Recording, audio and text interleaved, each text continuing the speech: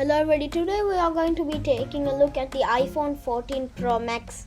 So with the iPhone 14 Pro Max, there are some really cool upgrades, and there is the iPhone 14, 14 Plus replacing the Mini and the Pro and Pro Max. So there is this new feature called Dynamic Island, and I will show you how that works. So I'll go into the timer to show it. So we'll start a timer. And when we go out of the app, close the app, we can see the dynamic island extends. So you can pause the timer, do things with that. And when you press on it, you will feel a haptic kind of thing. And when you go to settings, display and brightness, you will see there's this new button called always on. That's the always on display. That's new to the iPhone, which we had in many other Android phones. So you can see this is running iOS 16.0, this iPhone 14 Pro Max, and it is a 128GB model. There is a really cool feature called emergency SOS via satellite. So when you point your phone to the satellite, you can call to emergency services. As you can see here, this is the same with the old other iPhones. So, if you live in the US, you will not have this SIM tray. Instead, you will need to use an eSIM. But if you live in another country, you will get the SIM tray.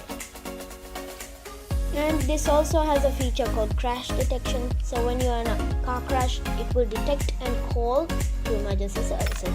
So, the camera bump is much larger than the previous iPhone 13 Pro Max. So when we compare it, we can see it's larger because it has a new 48 megapixel main camera lens and the other 12 megapixel lenses that we had before. So the camera bump is much larger, and I also have this really cool purple color. There is also a new space black color as well, but I really like this purple color. So when we go into the camera app, we'll see video, HD 40, 4K 30, 4K 60. You can change 4K 60 to the maximum. Okay, and it's the same 120Hz refresh rate. As you can see, it's noticeable. And in iOS 16, you can see the battery percentage on the battery. So that's a really easy way to check.